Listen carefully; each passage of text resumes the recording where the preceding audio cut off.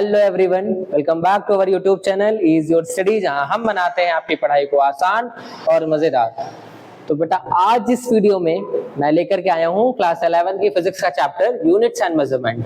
तो इस चैप्टर को शुरू करने से पहले कुछ बातें कर लेते हैं उन बच्चों के बारे में जो क्लास 10 से 11th में आए हैं। तो बेटा मैं आपको एक चीज बताना चाहता हूँ कि क्लास 10th और 11th के सिलेबस और जो स्टडीज है ना, उन्हें बहुत ज्यादा डिफरेंस होता है। क्लास 11th आपको इतना सा सिलेबस पढ़ना पड़ता है, सॉरी क्लास 10th में आपको बहुत छोटा सा सिलेबस पढ़ने मिलता है, और क्लास 11th का सिलेबस काफी ज्यादा बड़ा होता है, काफी कवर करना होता है आपको उसको। ठीक है, तो सिलेबस को कवर करने के लिए आपका कॉन्सेप्ट में बहुत अच्छा होल्ड होना चाहिए। विदाउट कॉन्सेप्ट होल्ड आप चीजों को कवर कर ही नहीं सकते। एंड एक ग्रैंड सैल्यूट उन बच्चों के लिए जिन्होंने क्लास 11th में साइंस स्ट्रीम को चुना, फिजिक्स को चुना एज अ सब्जेक्ट। तो आप में हिम्मत तो है, अब इतनी हिम्मत आपने कर ली है, फिजिक्स को चुन लिया है, साइंस स्ट्रीम को पकड़ लिया है, तो अब आप प्रूव करके भी दिखाइए कि आप में पोटेंशियल है। ठीक है, और इस जर्नी में मैं हमेशा आपके साथ हूँ और आपकी सारी प्रॉब्लम्स को सॉल्व करने के लिए मैं आपके साथ हूँ। क्लास 11th के जितने भी डाउट्स होंगे आपको फिजिक्स के लेकर के, वो कभी नहीं होने वाले, मतलब जो डाउट्स होने वाले हैं वो होंगे ही नहीं if you are present in our channel which is your study, because study becomes easy with is your study। तो मैं लेकर के आ गया हूँ बेटा क्लास 11th का पहला chapter units and measurement part 1। इसमें एक और चैप्टर होता है बेटा, मैं पहले आपको बता दूं क्लास 11th में, विच इज मैथमेटिकल टूल। कुछ मैथमेटिकल टूल्स यूज होते हैं फॉर द फिजिक्स, ताकि फिजिक्स बहुत ज्यादा आसान रहे। तो आप क्लास 11th की मैथ्स जैसे ही पहले पकड़ोगे तो आपको वो मैथमेटिकल टूल्स का इंट्रोडक्शन वहां पे मिल जाएगा। If there is any problem कि आप उन मैथमेटिकल टूल्स को नहीं समझ पा रहे हो या कोई और इशू है, तो आप कमेंट सेक्शन पे लिख भेजिएगा, हम उन सारे प्रॉब्लम्स पे आपका एक सेपरेट वीडियो बना देंगे। मतलब जितना भी मैथमेटिकल टूल यूज होता है इन फिजिक्स, वो सारा का सारा आपको यहाँ पर मिल जाने वाला है। ठीक है बेटा, तो चलिए शुरू करते हैं यूनिट एंड मेजरमेंट। वैसे तो आपने यूनिट और मेजरमेंट वगैरह पढ़ रखा होगा क्लास 10th में, छोटा सा इंट्रोडक्शन तो लिया ही होगा, ऐसे भी जानते होगे आप यूनिट एंड मेजरमेंट के बारे में। बट यहाँ पर एक कंप्लीट चैप्टर है, और इस चैप्टर को एक्चुअली ये चैप्टर बहुत बड़ा है, और आप क्लास 10 से अभी 11th में आए हो। सिलेबस का अंतर मैंने बताया बहुत ज्यादा होता है, सिलेबस का डिफरेंस बहुत ज्यादा होता है, इस वजह से मैंने इस वीडियो को 2 पार्ट में कर लिया। तो आज के इस क्लास में हम पढ़ने वाले हैं इसका पार्ट 1 एंड पार्ट 2 हम आगे सीखेंगे नेक्स्ट वीडियो में। ठीक है, तो लेट्स स्टार्ट। और बहुत बेसिक सी बात है, मैं आपको बता दूं स्टार्ट करने से पहले आपको बिल्कुल सबसे पहले तो आपने घबराना नहीं है, बिल्कुल आसान है। वही सारी चीजें हैं जो आप पहले पढ़ चुके हो, बस थोड़ा सा एडवांस लेवल पे है, और उस लेवल को मैं आपके लेवल पे लेकर के आ जाऊंगा। ठीक है, तो आइए स्टार्ट करते हैं यूनिट एंड मेजरमेंट, जिसमें सबसे पहले हम जानेंगे फिजिकल क्वांटिटी के बारे में। बेटा सबसे बेसिक से उठा करके लाया हूं मैं, और ये फिजिकल क्वांटिटी आपने क्लास 9th में पढ़ भी रखी होगी। ठीक है, फिर भी मैं आपको वापस से पढ़ाता हूँ कि फिजिकल क्वांटिटी या फिजिकल क्वांटिटीज होती क्या है। मार्कर तो बहुत ज्यादा हैवी हो रखा है, इसको थोड़ा सा ठीक करते हैं ताकि आपकी प्यारी प्यारी सुंदर आंखों को कोई तकलीफ ना पहुंचे, क्योंकि अभी बहुत कुछ देखना है आपको उनसे। अभी तो साइंस, एक्चुअली अभी फिजिक्स स्टार्ट हुई ना, अभी बहुत कुछ ऐसा होगा जो देखा नहीं जाएगा, बट ऐसा होने वाला नहीं है क्योंकि आप हमारे चैनल पे हो। ठीक है बेटा, तो फिजिकल क्वांटिटीज क्या होती हैं? द क्वांटिटीज बहुत ऐसे आसान से डिफिनेशन है। दूसरी बात एक और बेटा मैं आपको बता दूं, आपको नोट्स बनाने की अलग से कहीं से सर्च करने की जरूरत नहीं है। आपके क्लास 11th के लिए जितनी भी इंपॉर्टेंट चीजें, जितनी भी इंपॉर्टेंट नोट्स हैं, वो सब यहाँ पे हैं। ठीक है, तो आप मेरे साथ साथ नोट्स बना सकते हो। ठीक है, और चाहो तो आप स्क्रीनशॉट लेकर के आगे अपना वर्क कर सकते हो। अगर साथ साथ करोगे तो ज्यादा बेहतर रहेगा। The quantities which can be measured, मतलब वो सारी क्वांटिटीज जिन्हें मेजर किया जा सकता है। दो quantities which can be measured, वो सारी क्वांटिटीज जिनको मेजर किया जा सकता है। कैसे? ऐसे तो मेजर नहीं कर सकते कि कैसे भी करके मेजर कर लिया। बाय एन इंस्ट्रूमेंट, किसी ना किसी इंस्ट्रूमेंट के थ्रू जब किसी क्वांटिटी, उन सारी क्वांटिटीज को मेजर किया जाता है। And by means of which we can describe the laws of physics, और जिसकी वजह से, जिसकी हेल्प से हम लॉज ऑफ फिजिक्स को भी क्या कर पाते हैं, डिस्क्राइब कर पाते हैं, वो सब क्या कहलाती हैं? वो होती है हमारी फिजिकल क्वांटिटीज। मैं वापस से रिपीट कर रहा हूं, all those quantities which can be measured, वो सारी क्वांटिटीज जिन्हें हम मेजर कर सकते हैं किसी भी इंस्ट्रूमेंट के थ्रू। एंड वो सारी जो क्वांटिटीज होती हैं, ठीक है, वो लॉज ऑफ फिजिक्स को, मतलब फिजिक्स में जो लॉज है उनको डिस्क्राइब करने में भी हेल्प करती है। और ये एक्चुअल में है, ये एक्चुअल में है कि आप किसी भी लॉ को डिस्क्राइब करोगे तो बिना फिजिकल क्वांटिटी के डिस्क्राइब कर ही नहीं सकते हो। अभी आप जैसे जैसे चैप्टर में आगे बढ़ोगे ना, अभी आपको सब क्लियर होने वाला है कि बिना फिजिकल क्वांटिटी के आप किसी भी लॉ को डिस्क्राइब नहीं कर सकते हो। ठीक है बेटा, तो ये सारी फिजिकल क्वांटिटीज होगी। अभी जो बेटा फिजिकल क्वांटिटीज हैं उनको 3 पार्ट में डिवाइड कर दिया गया। ठीक है, पहली जो क्वांटिटी आई वो हमारी थी फंडामेंटल क्वांटिटी। ठीक है, पहली फंडामेंटल क्वांटिटी है, दूसरी कौन सी है, डेराइव्ड क्वांटिटी, और तीसरी कौन सी है, तीसरी है हमारी सप्लीमेंट्री क्वांटिटी। ठीक है बेटा, ओके। अब चलो हम बढ़ते हैं आगे की तरफ। ठीक है, और क्लियर समझते हैं कि हर एक चीज को कैसे क्लियरली हम कर सकते हैं। तो बेटा सबसे पहले जानते हैं कि फंडामेंटल क्वांटिटीज क्या होती है। ठीक है, फिजिकल क्वांटिटी के 3 पार्ट होते हैं, फंडामेंटल, डिराइव्ड और सप्लीमेंट्री। अब हम जानेंगे सबसे पहले फंडामेंटल क्वांटिटीज क्या होती है। ठीक है बेटा, फंडामेंटल क्वांटिटीज। तो बेटा ध्यान से एक लाइन को पढ़ेंगे। लाइन जरूरी इस वजह से ना, जब जैसे जैसे बड़ी क्लासेस में आते जाते हो ना, आप बुक रीडिंग को छोड़ना शुरू कर देते हो, आप सिर्फ उन इंपॉर्टेंट चीजों को ढूंढना स्टार्ट करते हो, और यही आपके लिए नुकसानदायक है। लाइन टू लाइन आपको जाना है, लाइन टू लाइन आपको चीजों को पढ़ना है। ठीक है, बिना लाइन टू लाइन गए, बिना लाइन टू लाइन पढ़े आप चीजों को अंडरस्टैंड नहीं कर पाओगे। ठीक है, तो लिखा है although the number of physical quantities that we measure is very large. Physical quantities बहुत ज्यादा है, पूरी फिजिक्स में फिजिकल क्वांटिटीज भरी पड़ी है, तो आप कैसे मेजर करोगे सबको।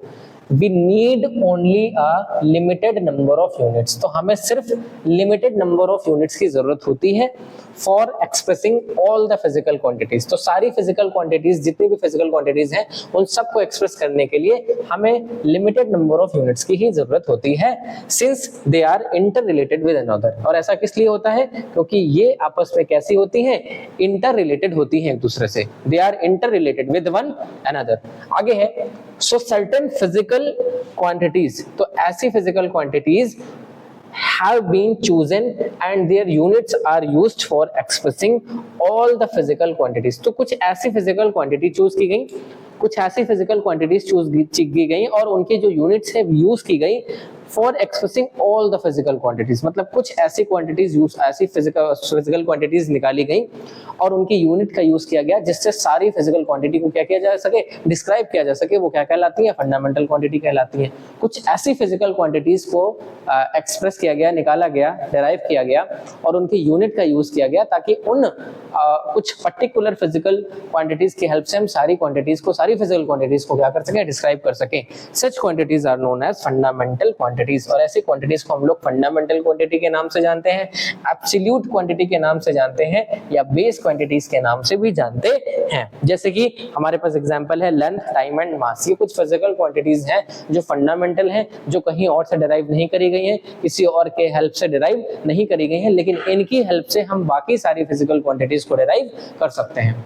इनकी हेल्प से हम बाकी सारी फिजिकल क्वांटिटीज को क्या कर सकते हैं, डिराइव कर सकते हैं। अभी और ज्यादा क्लियर होगा बेटा। जैसे जैसे एक बात और मैं आपको बता दूं, जैसे जैसे आप मेरे वीडियोस पे आगे बढ़ते जाओगे, जैसे जैसे आप आगे की तरफ चलते जाओगे ना, आपका कॉन्सेप्ट और ज्यादा क्लियर होता चला जाएगा। आपके कॉन्सेप्ट बहुत ज्यादा क्रिस्टल क्लियर होने लग जाएंगे। समझ में आ रही ना बात। अब जैसे बस आप आगे तो बढ़ते रहो, वीडियो को बीच में छोड़ करके मत जाना। फिर आप देखना, मेरा प्रॉमिस है कि वीडियो के लास्ट पे जब आप पहुंचोगे ना, तो वीडियो के लास्ट तक पहुंचने पे इस फर्स्ट पार्ट में आपका 1% डाउट तो हर जगह पे रहता है, लेकिन 99% मैं गारंटी कह सकता हूँ कि आपका कोई डाउट नहीं रह जाएगा अगर आप पूरे मन से, पूरे फोकस होकर के इस वीडियो को देख रहे हो। ठीक है बेटा, तो चलिए आगे बढ़ते हैं। फंडामेंटल क्वांटिटी के बारे में जान लिया बेटा, तो फंडामेंटल क्वांटिटीज हमारी क्या क्या होती है उनके बारे में जान लेते हैं। और तो बेटा है कि ऑल अदर क्वांटिटीज में be expressed in terms of fundamental quantities. जितनी भी अदर क्वांटिटीज होती हैं, जितनी भी बाकी क्वांटिटीज होती हैं, वो सारी बाकी क्वांटिटीज फंडामेंटल क्वांटिटीज के टर्म में ही क्या करी जाती हैं, एक्सप्रेस करी जाती हैं। ठीक है, दे आर इंडिपेंडेंट। ये फंडामेंटल क्वांटिटीज क्या होती है, इंडिपेंडेंट होती है। इंडिपेंडेंट मतलब ये किसी भी क्वांटिटी पे डिपेंड नहीं करती है। ये फंडामेंटल क्वांटिटी किसी भी क्वांटिटी पर डिपेंड नहीं करती है, इंडिपेंडेंट होती है।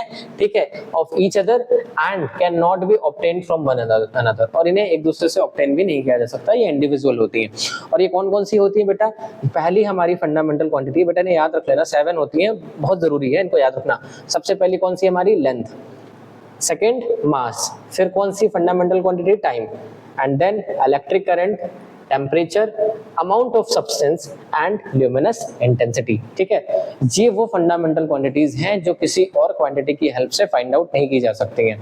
ये बट इनकी हेल्प से हम बाकी सारी फंडामेंटल को, बाकी सारी नॉट फंडामेंटल बट इनकी हेल्प से हम बाकी सारी क्वांटिटीज को, बाकी सारी फिजिकल क्वांटिटीज को डिराइव कर सकते हैं, एक्सप्रेस कर सकते हैं। ठीक है बेटा, ये हमारी 7 फंडामेंटल क्वांटिटीज हो गई।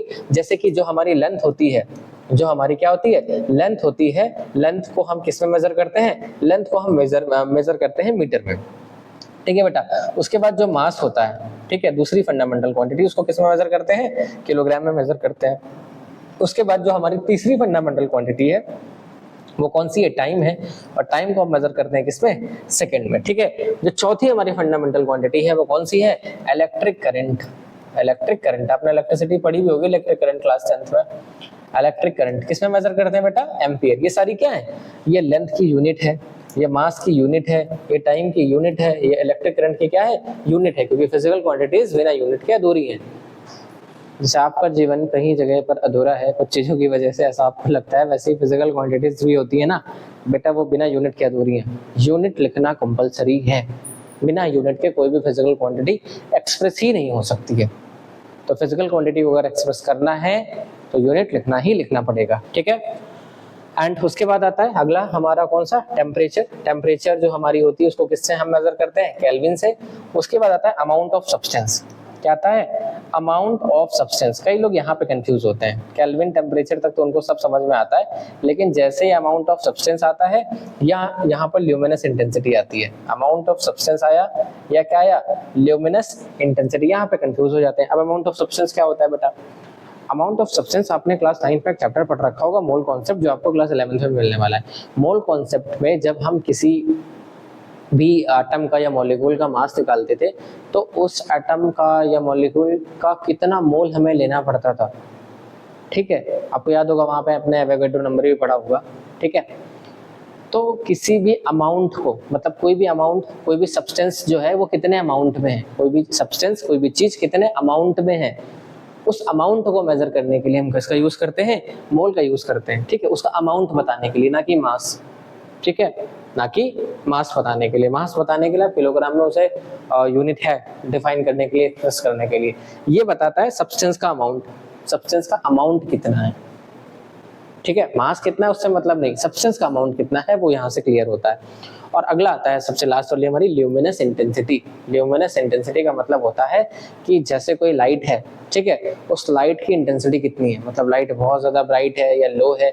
इस लो या ब्राइट को मेजर करने के लिए जो अगली क्वांटिटी होती है वो हमारी कौन सी होती है, ल्यूमिनस इंटेंसिटी होती है, जिसे हम मेजर करते हैं किसमें, कैंडेला में। जिसे किसमें मेजर करते हैं, कैंडेला में मेजर करते हैं। और ये साथ की साथ आपकी कौन सी यूनिट हो गई, फंडामेंटल क्वांटिटी हो गई, और ये साथ आपकी फंडामेंटल यूनिट हो गई। Fundamental quantity, fundamental unit, fundamental quantity, fundamental unit. ठीक है, अगर इतना क्लियर होता है तो चलिए आगे बढ़ते हैं अगली स्लाइड की तरफ। अब आता है हमारा बेटा फंडामेंटल क्वांटिटी पढ़ने के बाद कौन सी क्वांटिटीज, डेराइव्ड क्वांटिटीज। कौन सी आती हैं, डेराइव्ड क्वांटिटीज। अब डेराइव्ड क्या होती है, ऐसी फिजिकल क्वांटिटीज, ऐसी फिजिकल क्वांटिटीज जिन्हें हम एक्सप्रेस करते हैं, जिन्हें हम कैसे एक्सप्रेस करते हैं, as combination of base quantities. Base quantities कौन सी बेटा हमारी, बेस वाली वही फंडामेंटल या ऑब्सोल्यूट, फंडामेंटल या फिर absolute.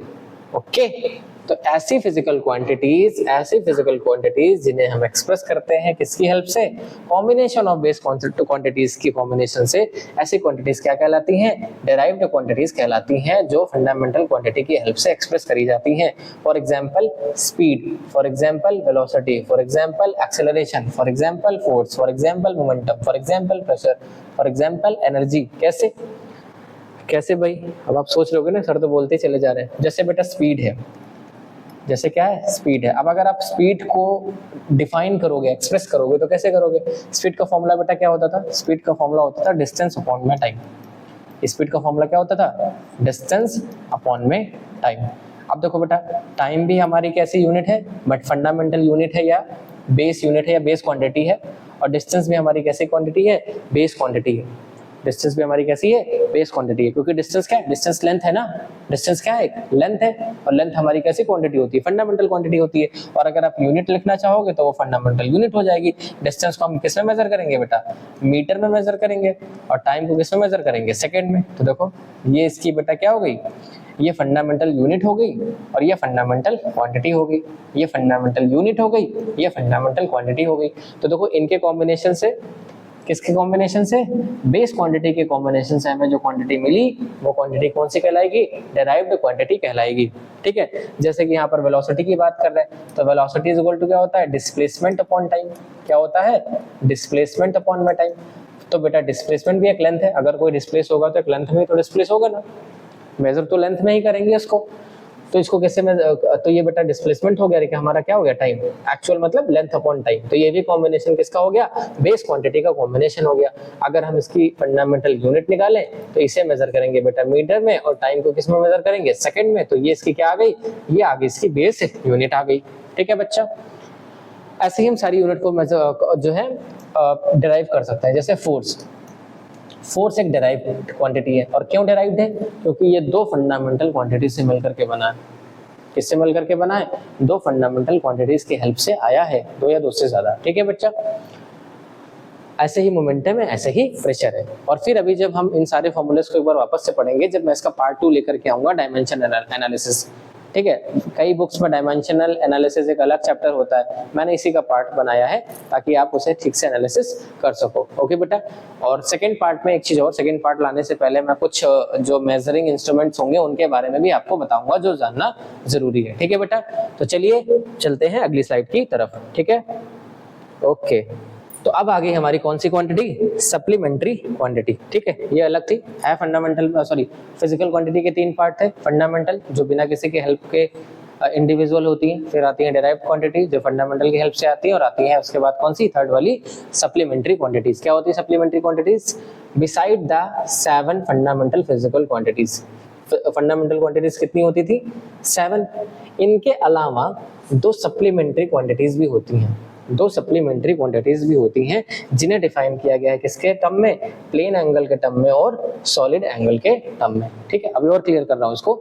And the supplementary quantities have only units but no dimension. इसके पास यूनिट तो होती है बट कोई डायमेंशन नहीं होता है। ठीक है, अब इसके बाद बेटा जान लेते हैं कि मैग्नीट्यूड क्या होता है किसी का भी। हमें 2 चीजें पता है, एक मैग्नीट्यूड और एक यूनिट।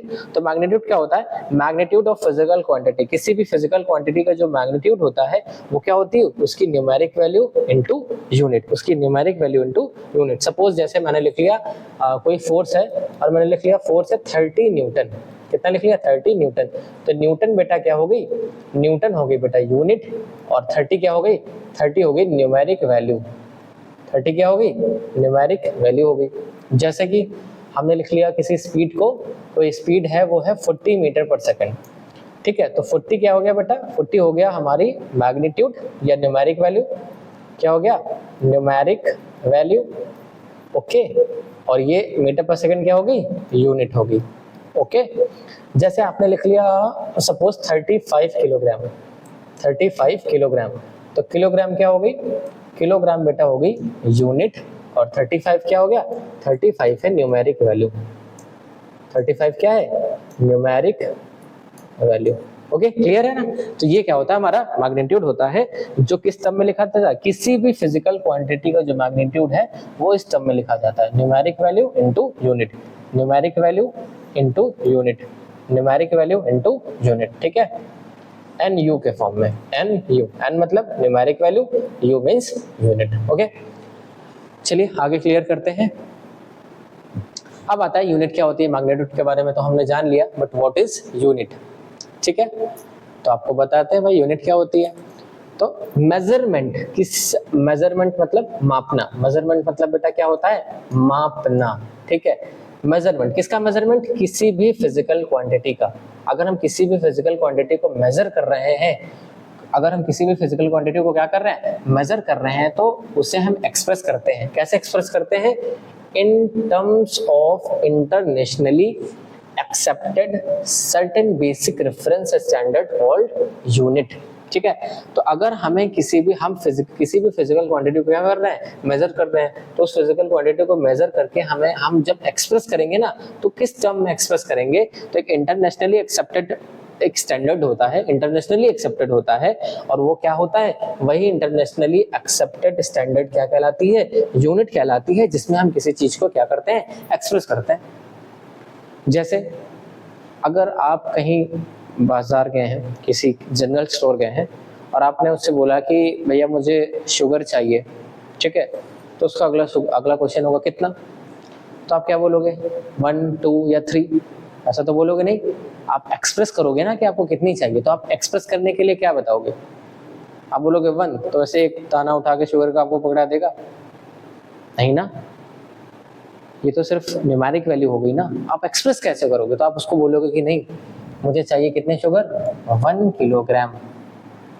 या आप किसी मिल्क शॉप पे गए और आपने बोला भैया मुझे मिल्क पैक कर दीजिए, दे दीजिए, तो उसने पूछा कितना, आपने बोला 2, तो 2 मीन्स क्या, आप एक्सप्रेस कैसे करोगे इस बात को, तो आप बोलोगे 2 लीटर, ठीक है, 2 लीटर। तो जब हम किसी फिजिकल क्वांटिटी को एक्सप्रेस करते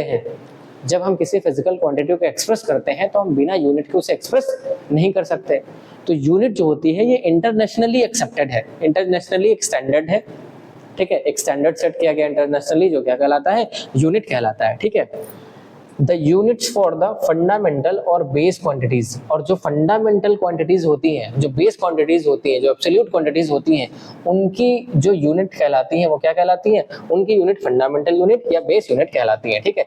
अदर फिजिकल क्वांटिटीज, बाकी सारी फिजिकल क्वांटिटीज जो एक्सप्रेस होती हैं as combination of these base quantities, base quantity के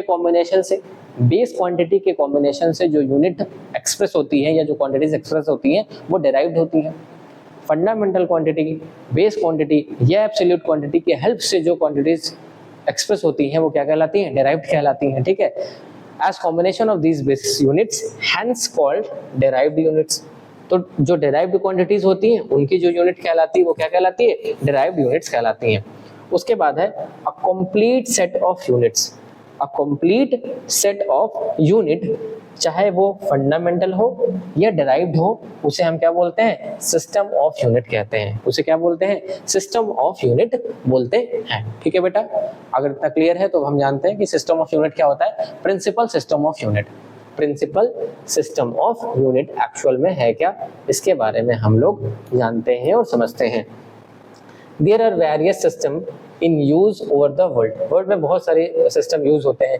एक होता है सीजीएस सिस्टम, एक होता है एफपीएस सिस्टम, और एक होता है एसआई सिस्टम, जो पहले एमकेएस सिस्टम के नाम से जाना जाता था, ठीक है। ये अलग अलग स्टैंडर्ड होते हैं यूनिट को मेजर करने के लिए। जैसे अगर हमें फंडामेंटल क्वांटिटी को मेजर करना हो या डिराइव्ड को मेजर करना हो, तो फंडामेंटल क्वांटिटीज हमारी कौन कौन सी होती है, सपोज हमने ले ली कोई 3 ले ली, लेंथ ले ली, मास ले ली और टाइम ले ली, ऐसे समझने के लिए।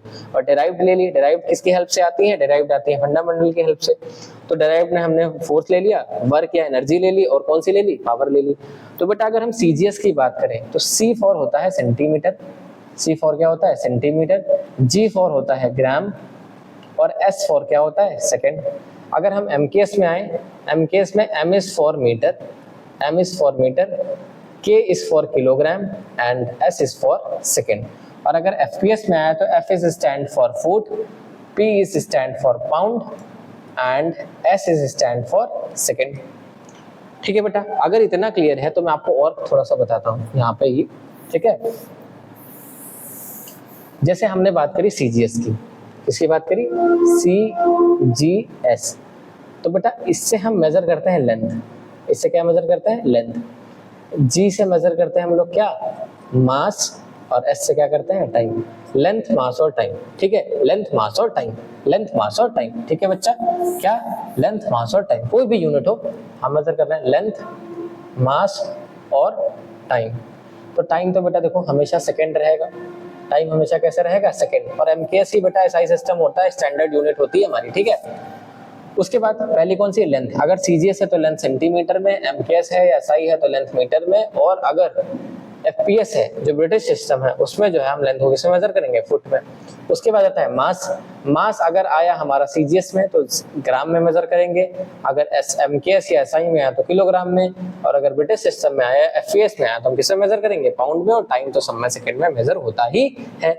ठीक है, इतना क्लियर है। तो देखो बेटा लेंथ जो है यहाँ पर किसमें मेजर करी जा रही है, सेंटीमीटर में। मास किसमें मेजर किया जा रहा है, ग्राम में। टाइम किसमें मेजर किया जा रहा है, सेकंड में। कितना क्लियर होता है। लेकिन यही लेंथ एमकेएस एसआई सिस्टम में किसमें मेजर हो रही है, मीटर में। यही मास एमकेएस एसआई सिस्टम में किसमें मेजर हो रहा है, किलोग्राम में। और यही टाइम एमकेएस एसआई सिस्टम में किसमें मेजर हो रहा है, सेकंड में मेजर हो रहा है। तो बेटा टाइम तो देखो हमेशा सेकंड में ही मेजर होगा।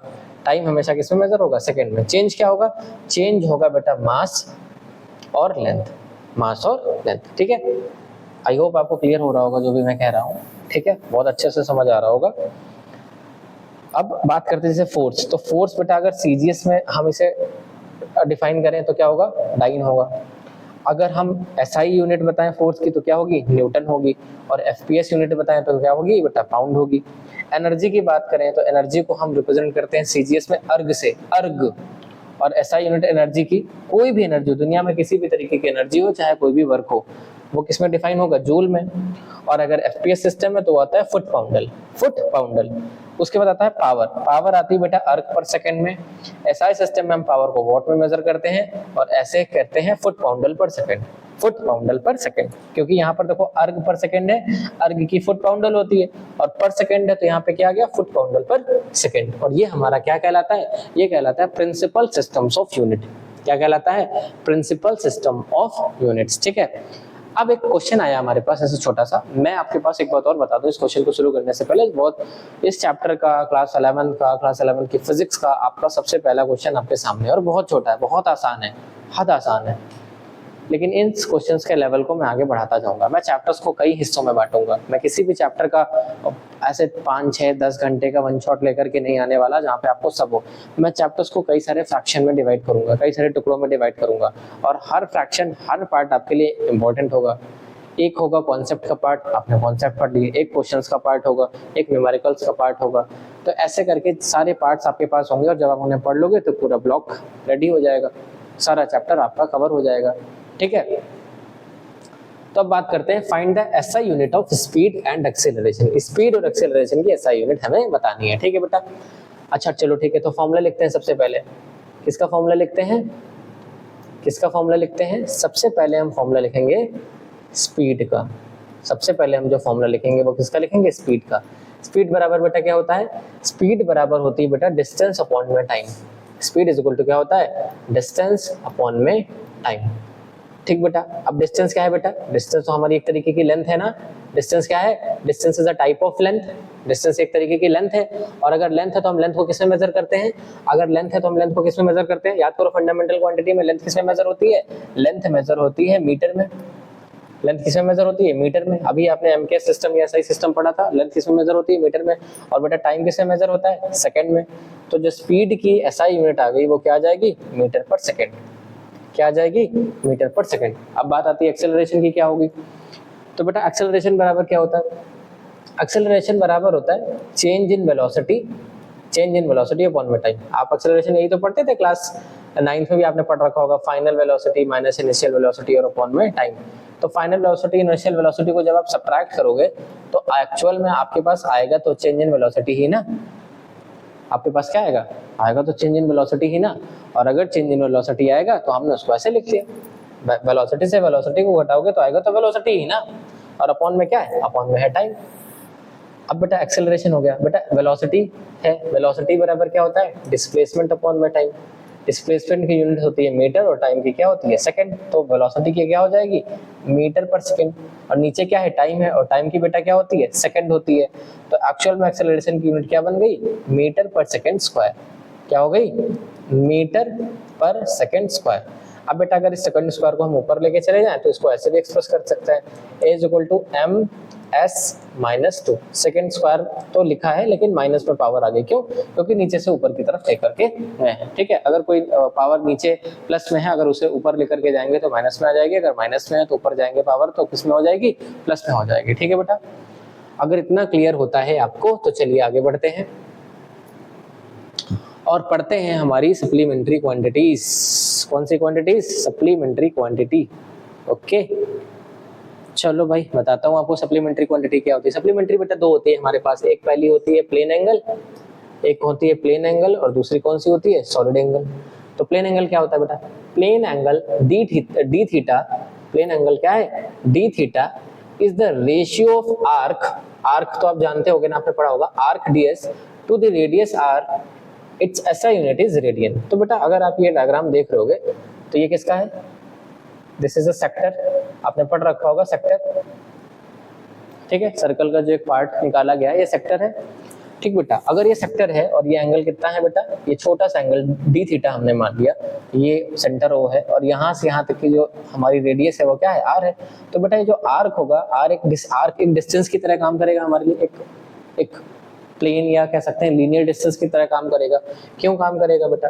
जैसे कोई सर्कल है, ये कोई सर्कल है, अगर आप इस सर्कल को ऐसे ओपन कर दो, अगर आप इस सर्कल को, ये जो सर्कल है ना, ऐसे जो सर्कल आपको दिख रहा है, इस सर्कल को आप ऐसे ओपन कर दो तो ये ऐसे स्ट्रेट लाइन में कन्वर्ट हो जाएगा। ये जो सर्कल है इसको आप ऐसे ओपन कर दो तो ये कुछ ऐसा ओपन हो जाएगा।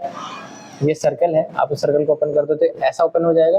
तो अगर हम पूरे सर्कल में, ये बात आप याद रखिएगा, हमेशा याद रहेगी आपको, बहुत इंपॉर्टेंट, अगर हम पूरे सर्कल में कहीं से भी एक छोटी सी डिस्टेंस ले लें, पूरे सर्कल में, थोड़ा सा पेन चेंज करके आपको शो करता हूँ, ज्यादा क्लियर होगा। अगर हम पूरे सर्कल में कहीं से भी एक छोटी सी डिस्टेंस ले लें, बहुत छोटी सी डिस्टेंस ले लें, कहीं पे भी एक बहुत छोटी सी डिस्टेंस ले लें, तो वो क्या होती है? स्ट्रेट लाइन होती है। क्या होती है? स्ट्रेट लाइन होती है। ठीक है बेटा, तो जो हमारा ये जो प्लेन एंगल है वो क्या है बेटा? अगर हमने किसी सर्कल का एक सेक्टर लिया हुआ है, ठीक है, ये आर्क है, ये इसका सेंटर है, और सेंटर से डिस्टेंस कितनी है? आर है। अगर ये एंगल डी थीटा है, ठीक है, और ये छोटी सी सरफेस, पूरी सरफेस अगर एस है, पूरी सरफेस अगर एस है, तो ये छोटी सी आर्क क्या ले ली? डीएस ले ली। ठीक है, छोटी सी स्मॉल डिस्टेंस को शो करने के लिए डी से लिख देते हैं। ठीक है, तो बेटा ये जो एंगल होगा वो D theta is equal to क्या होगा? डीएस अपॉन में R. D theta is equal to क्या होगा? डीएस अपॉन में आर। ठीक है बच्चा, अब बात आती है सॉलिड एंगल की। ये तो सिंपल सा हो गया, किसी भी सर्किल पे मैं बना दूं, थोड़ा सा और बता दूं आपको, क्लियर कर दूं थोड़ा सा। जैसे ये कोई सर्कल है, ठीक, ये इसका सेंटर है, इस सेंटर से ये दो पॉइंट अगर इसके सर्कमफेरेंस पे जाते हैं बेटा, तो ये क्या होगा? ये सेंटर है, तो बेटा ये क्या होगी? ये रेडियस ही होगी। अगर इस एंगल को हम थीटा मान ले, छोटा सा एंगल है डी थीटा, तो ये जो इतनी सरफेस होगी ये क्या होगी? डीएस होगी। क्या होगी? डीएस होगी। तो अगर हमें इस डी थीटा की वैल्यू निकालनी है, एंगल इज इक्वल टू क्या होगा? Arc upon radius. Angle is equal to arc upon radius. Angle is equal to arc upon radius. Angle is equal to R upon radius. ठीक बच्चा, अब आते हैं सॉलिड एंगल पे। तो बेटा सॉलिड एंगल क्या होता है? सॉलिड एंगल को हम रिप्रेजेंट करते हैं ऐसे डी ओम से। ये ओम होता है बेटा, ओम का साइन, डी ओम।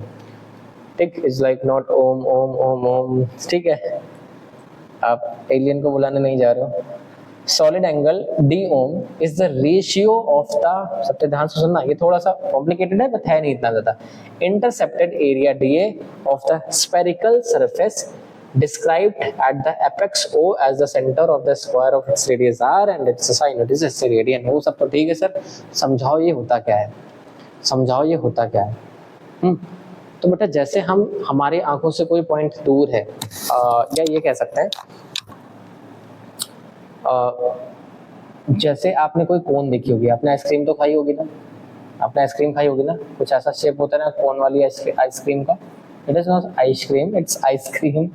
ठीक है, देखा होगा ना बेटा। तो ये जो बेटा ऊपर वाला आइसक्रीम का जो सरफेस दिख रहा है ना आपको, सबसे बेस्ट एग्जांपल है ये छोटा सा एरिया, क्या कहलाएगा? ये एरिया कहलाएगा डीए।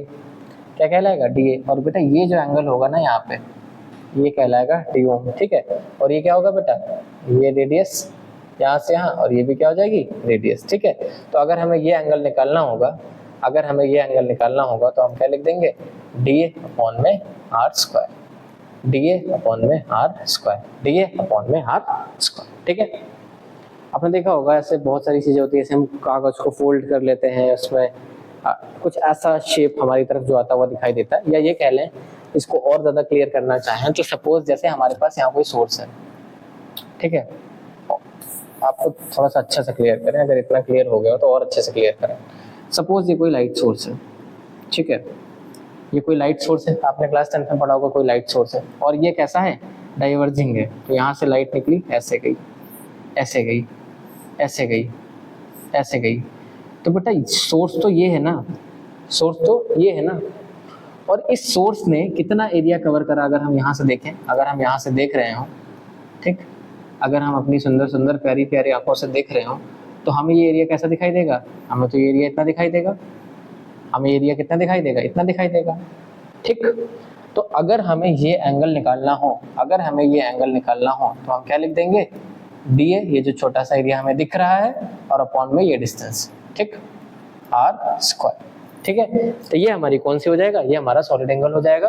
तो हमारे पास दो सप्लीमेंट्री यूनिट हो गई, पहली हो गई प्लेन एंगल और दूसरी कौन सी हो गई बेटा, दूसरी हो गई सॉलिड एंगल। अब अगर इतना क्लियर आ गया तो ठीक है। अगर अगर अगर मैं, आप मेरे सामने नहीं हो, मेरी ऑडियंस मेरे सामने नहीं है, ये वीडियो आप तक पहुंचेगा, मैं बहुत जल्द लाइव भी लूंगा आपके साथ क्लासेस, लेकिन तब तक अगर आपको ये सॉलिड एंगल समझ नहीं आया, अगर आपको लग रहा हो कि अभी भी कुछ डाउट है, तो आप कमेंट सेक्शन में अपनी प्रॉब्लम को जरूर लिखिएगा। मैं सेपरेट एक वीडियो सॉलिड एंगल का बना करके आपके लिए ले आऊंगा, और अगर अच्छा लगे तो बहुत अच्छी बात है, फिर तो बहुत अच्छी बात है।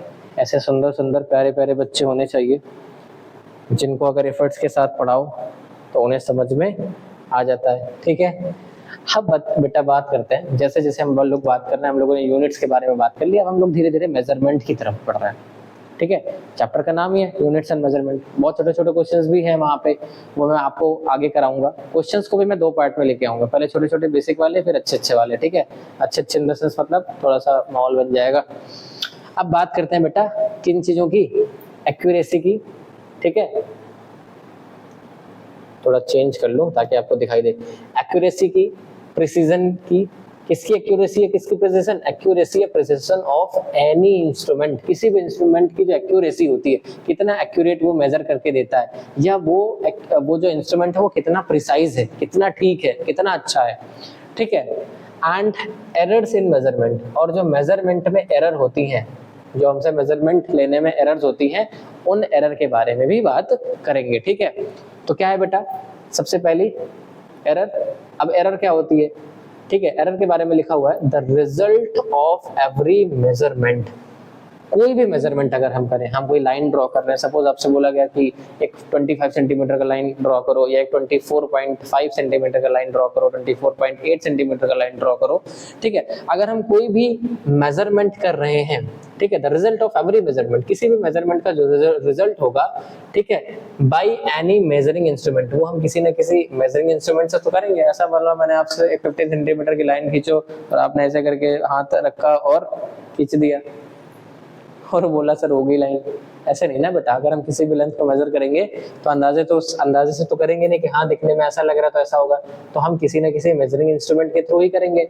तो कोई भी मेजरिंग इंस्ट्रूमेंट होता है कंटेन्स सम अनसर्टेनिटी। कोई सा भी इस दुनिया में कोई भी मेजरमेंट हो, कोई भी इंस्ट्रूमेंट ऑफ मेजरमेंट हो, मेजरमेंट का कोई भी इंस्ट्रूमेंट हो, उसमें अनसर्टेनिटी रहती ही रहती है, मतलब वो 100% एक्यूरेट नहीं होता है। इस दुनिया को कोई भी इंस्ट्रूमेंट, जो मेजरिंग इंस्ट्रूमेंट होता है, वो 100% एक्यूरेट नहीं होता है, ठीक है।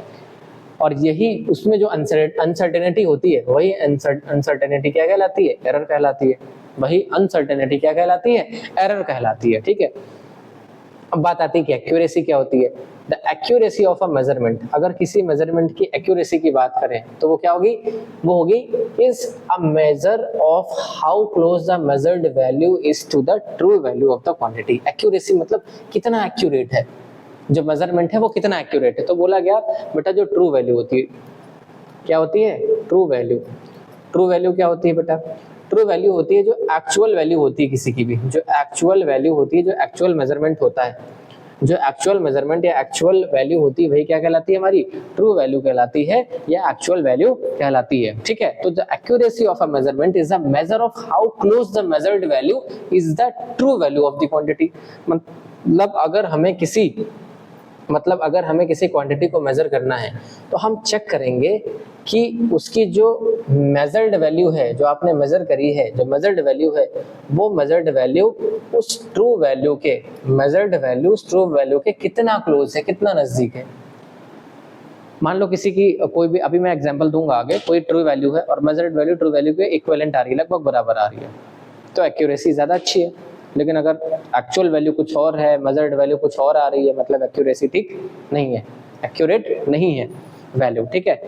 अब बेटा बात करते हैं प्रिसीजन क्या होता है। क्या होता है प्रिसीजन? प्रिसीजन का मतलब होता है बेटा किसी भी इंस्ट्रूमेंट की जो शुद्धता होती है, प्योरिटी होती है। प्योरिटी का मतलब अब उससे मत समझना कि किसी भी मेजरमेंट को हम करने जा रहे हैं तो किसी भी मेजरिंग इंस्ट्रूमेंट को पहले धुल लेंगे, उसको साफ कर लेंगे और बोलेंगे कि शुद्ध हो गया। शुद्ध नहीं, मतलब एक प्रिसाइज वैल्यू क्या देगा वो इंस्ट्रूमेंट, उससे ही बोलते हैं प्रिसीजन, ठीक है। तो प्रिसीजन टेल्स अस, प्रिसीजन हमें बताता है, प्रिसीजन हमें बताता है, क्या बताता है कि व्हाट रिजोल्यूशन और लिमिट, मतलब कितनी रिजोल्यूशन तक, कितनी लिमिट तक जो क्वांटिटी है वो मेजर करी गई है, कितनी रिजोल्यूशन या कितनी क्वांटिटी तक वैल्यू जो है मेजर करी गई है। मैंने आपको बताया था, बता दूं आपको, अभी शायद नहीं बताया होगा कि जो ये रिजोल्यूशन है या जो लिमिट है ना, यही आगे चल के भी आप पढ़ोगे, ये लीस्ट काउंट के बराबर होगी, ठीक है। किसी भी इंस्ट्रूमेंट मेजरिंग इंस्ट्रूमेंट से हम कितना मेजर कर सकते हैं, कितना हद तक मेजर कर सकते हैं, लास्ट बियॉन्ड लिमिट क्या हो सकती है किसी भी इंस्ट्रूमेंट, मेजरिंग इंस्ट्रूमेंट से मेजर करने पे, ठीक है। एग्जाम्पल भी है कि suppose the true value of a certain length is near 2.874 centimetre. अब हमने सपोज किया कि एक ट्रू वैल्यू है किसी भी सर्टेन लेंथ की, वो कितनी है 2.874 सेंटीमीटर है, ठीक है। तो एक एक्सपेरिमेंट, इन वन एक्सपेरिमेंट, पहले एक्सपेरिमेंट में क्या हुआ, यूजिंग ए मेजरिंग इंस्ट्रूमेंट, एक मेजरिंग इंस्ट्रूमेंट का यूज किया गया। किसका यूज किया गया? एक मेजरिंग इंस्ट्रूमेंट का यूज किया गया, ठीक है। और उसका रिजोल्यूशन कितना था? 0.1 सेंटीमीटर था। रिजोल्यूशन 0.1 सेंटीमीटर का क्या मतलब है? रिजोल्यूशन 0.1 सेंटीमीटर का मतलब है कि वो जो मेजरिंग इंस्ट्रूमेंट है, वो जो मेजरिंग इंस्ट्रूमेंट है उससे हम मिनिमम कितना मेजर कर सकते हैं, वो जो मेजरिंग इंस्ट्रूमेंट है उससे हम कितना मेजर कर सकते हैं। लास्ट लिमिट क्या है, छोटी से छोटी लिमिट क्या है कि हम उस इंस्ट्रूमेंट से कितनी छोटी डिस्टेंस मेजर कर सकते हैं। तो उसकी सबसे छोटी डिस्टेंस कितनी है? 0.1 सेंटीमीटर है, मतलब डेसिमल के एक पॉइंट तक ही मेजर कर सकते हैं उससे, हम उससे डेसिमल के एक पॉइंट तक ही मेजर कर सकते हैं। अब सपोज इसका क्या मतलब हुआ, डेसिमल के एक पॉइंट तक मेजर करने का मतलब है जैसे कि आपके पास जो स्केल होती है, ठीक है, वो जो 15 सेंटीमीटर वाली स्केल जो 0 से शुरू होकर के 15 तक जाती है, ठीक है बच्चा, तो इसका भी जो रिजोल्यूशन है वो 0.1 सेंटीमीटर ही है। जैसे मैं आपसे कहूं कि बेटा 10.5 सेंटीमीटर की लाइन मेजर करके दिखाओ, तो आपने मेजर कर दिया 10.5, लेकिन मैं कहूं बेटा एक काम करो, जरा 10.32 सेंटीमीटर की लाइन ड्रॉ करो, तो आप बहुत खुशी में आए कि ठीक है सर अभी करके देते हैं। आपने मेजर करी 10.3, फिर उसके बाद आए तो उसके 10.3 के जस्ट बाद क्या आ जाएगा? 10.4 आ जाएगा। 10.3 के जस्ट बाद क्या आ जाएगा? 10.4 आ जाएगा। तो बेटा 10.3 और 4 के बीच में तो 10.32 होता है ना, अभी समझ में आया? तो जो रिजोल्यूशन होता है, जो लिस्ट काउंट होता है, वो कितना है?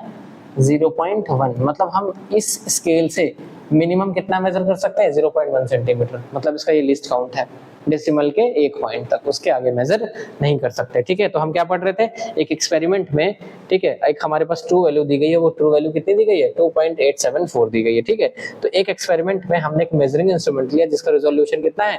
जिसका रिजोल्यूशन है 0.1 सेंटीमीटर, ठीक है। तो तब मेजर्ड वैल्यू कौन सी? जो मेजर करने के बाद आई, वो क्या कहलाती है? Measured value. तो जो मेजर्ड वैल्यू आई बेटा वो कितनी आई? 2.7 सेंटीमीटर आई, 2.7 सेंटीमीटर आई, और वो है कितनी? ये है 2.874, और मेजर करने के बाद बेटा तुम्हारी कितनी आई?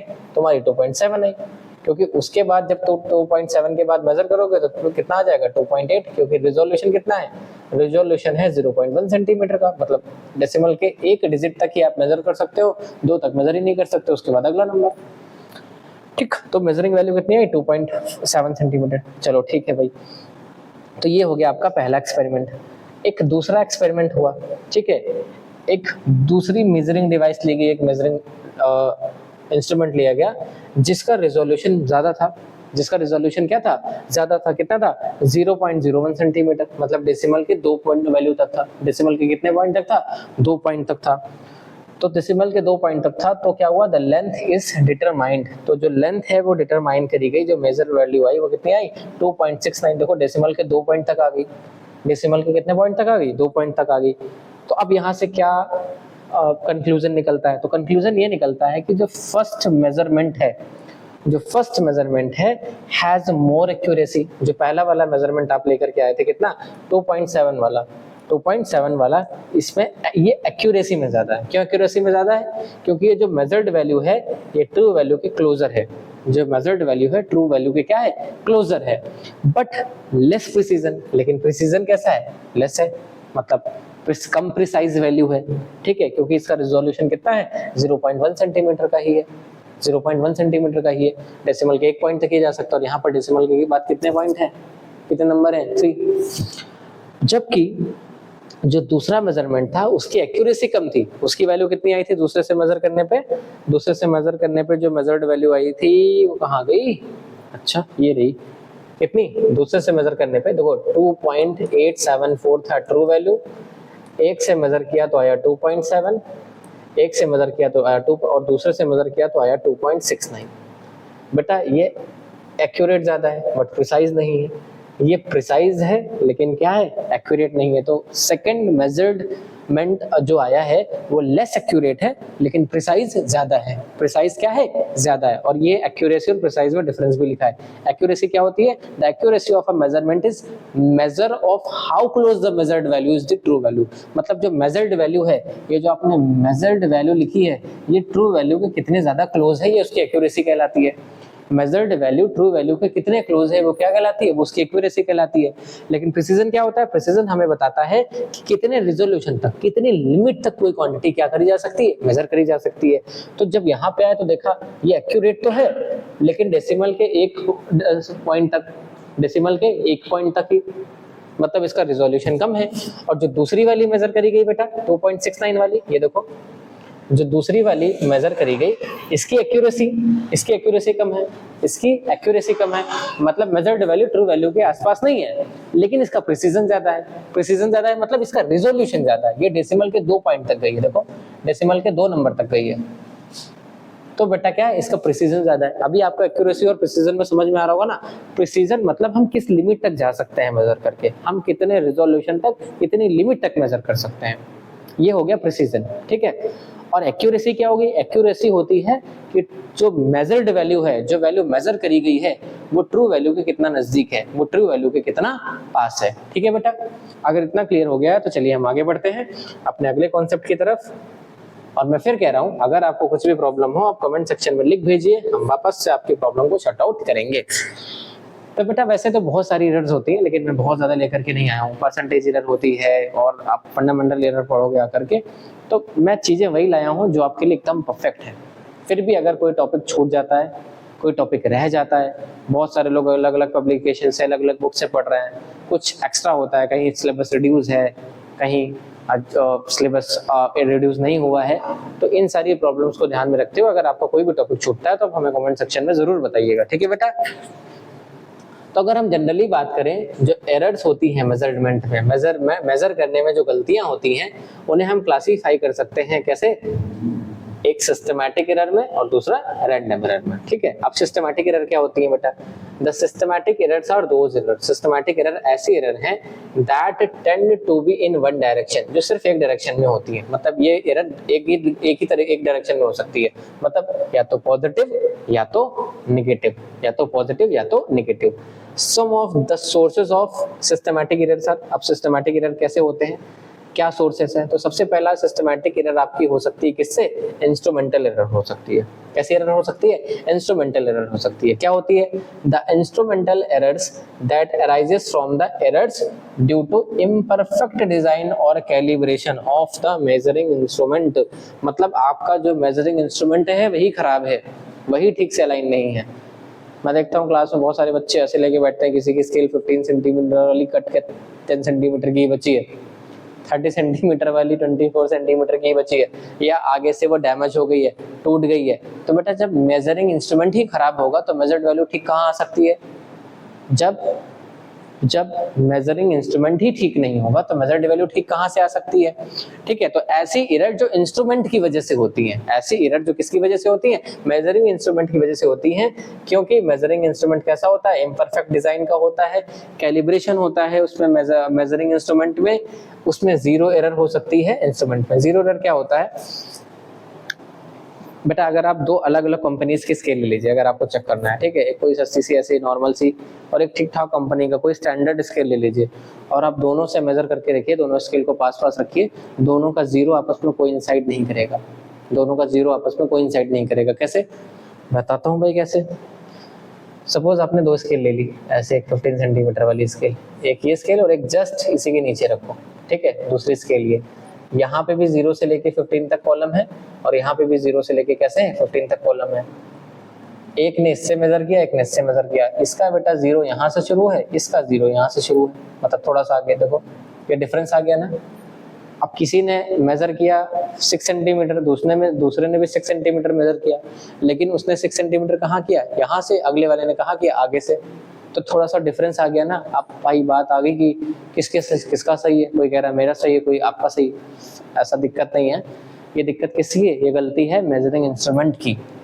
मेजरिंग इंस्ट्रूमेंट की वही क्या कहलाती है, हमारी जीरो एरर कहलाती है, ठीक है।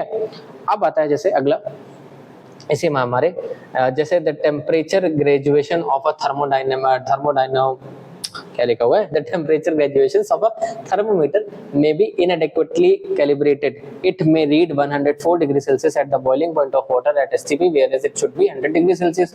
अब वाटर का जो बॉइलिंग पॉइंट होना चाहिए वो मेजर करने पे कितना आना चाहिए, 100 डिग्री सेल्सियस, लेकिन एसटीपी पे स्टैंडर्ड टेम्परेचर और प्रेशर पे बॉइलिंग पॉइंट कितना मेजर होकर आ जाता है, 104 डिग्री सेल्सियस। तो किसकी गलती है, मेजरिंग इंस्ट्रूमेंट की गलती है, आपकी थोड़ी ना है, आपकी होती कहाँ है वैसे हमेशा भी, ठीक है।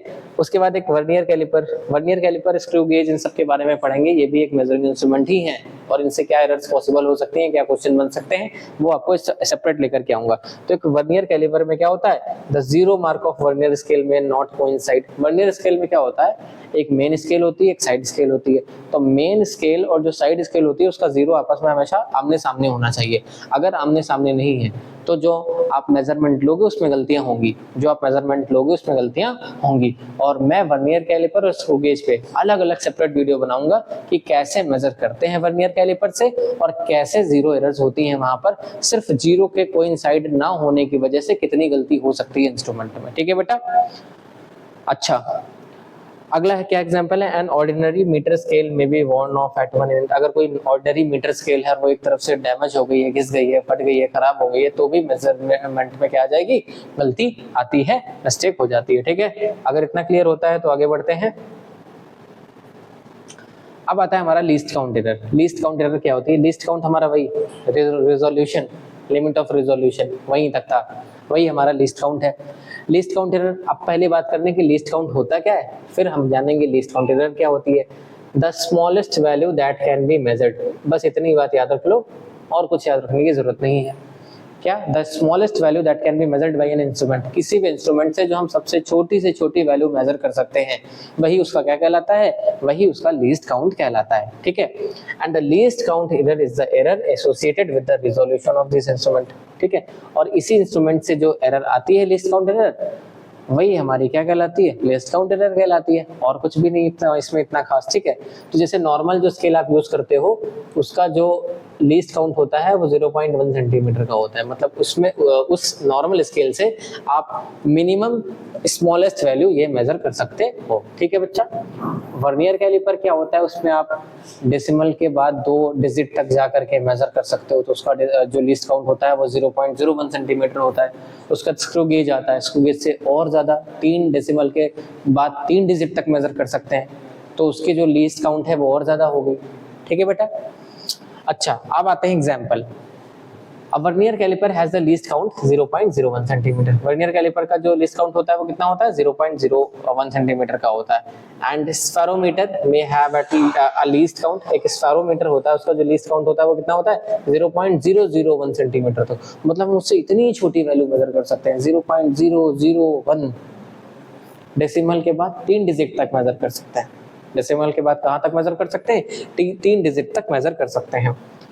Using instruments of higher precision, अगर हम ऐसे इंस्ट्रूमेंट यूज कर रहे हैं जिनका प्रिसीजन ज्यादा हाई है, इम्प्रूविंग एक्सपेरिमेंटल टेक्निक्स, और एक्सपेरिमेंटल टेक्निक्स को इम्प्रूव कर रहे हैं etcetera, we can reduce the least count error. इससे हम लीस्ट काउंट एरर को क्या कर सकते हैं, रिड्यूस कर सकते हैं। अगर हमारा प्रिसीजन हाई है और जो एक्सपेरिमेंटल टेक्निक्स हैं इनको अगर हम इम्प्रूव कर लें तो लीस्ट काउंट एरर क्या हो जाएंगी, बहुत ज्यादा कम हो जाएंगी, ठीक है।